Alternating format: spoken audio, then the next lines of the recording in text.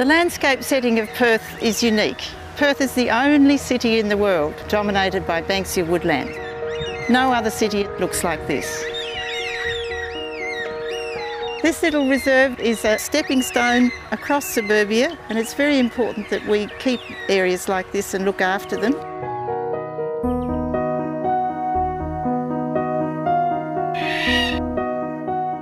You may be able to tell from the background noise that surprisingly we're standing in the middle of Perth metropolitan area, the capital city of Western Australia.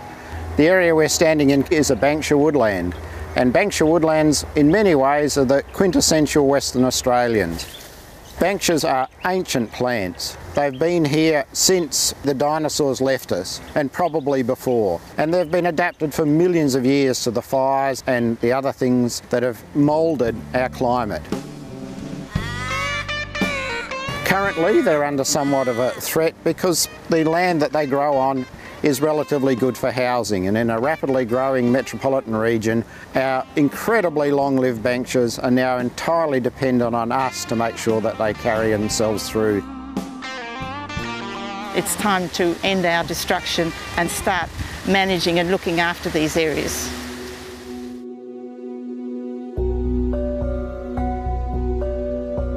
Perth is not only a metropolitan city, but it's also the centre of one of the great biodiversity capitals of the world.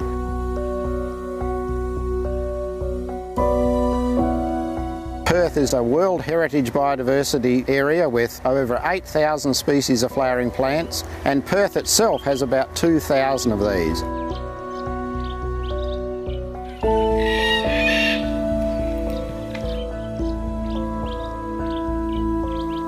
This is a beautiful example of one of the two species of flowering Banksia that occur right through the Banksia-dominated woodlands of Perth. This is Menzies Banksia. And the flower is really significant because the starting to flower now of Menzies Banksia takes over from the finishing of flowering of the candlestick Banksia, which is the other major species. Menzies Banksia flowering season follows on from the candlestick Banksia flowering season, and it's this continuation of the Banksia flowers right throughout the year that is so important to the birds because they have access to nectar throughout the year. My bushland is Underwood Avenue bushland. We need to appreciate the value of the Banksia woodlands. When it gets to the stage of holding up signs and standing in front of bulldozers, it's a bit too late. We need people to appreciate the bushland.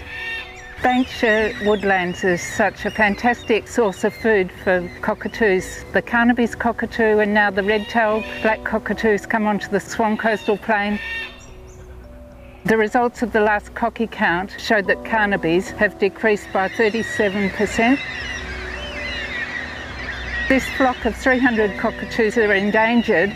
40 years ago the flocks were numbering in the thousands, and so we've got to keep saving this valuable Banksia woodlands. The proposal for this bushland is quite inappropriate housing development.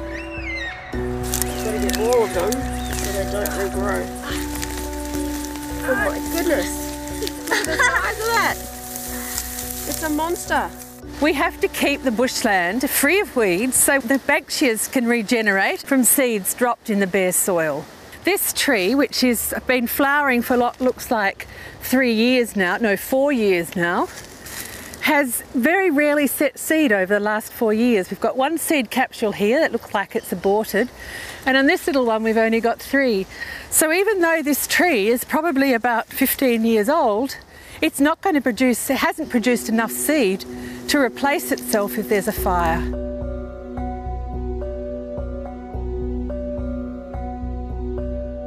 This Banksia woodland is actually a threatened ecological community. They are so packed with different species and numbers of those individual species.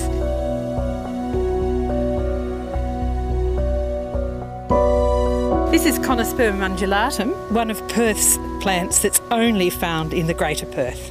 There are even plants in this particular locality that are confined to just a few patches around here. And it's this that makes it a threatened ecological community because it is quite distinctive.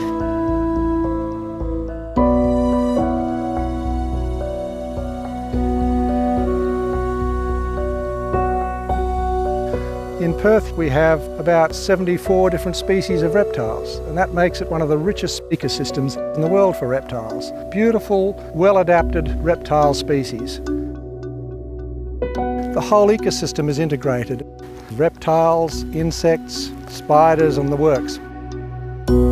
Particularly here in Bowl Park, we have every reason to believe that the food chain that occurs on the soil and below it are still very, very healthy. And while ever we have a healthy food chain, we are going to have a healthy Banksia woodland.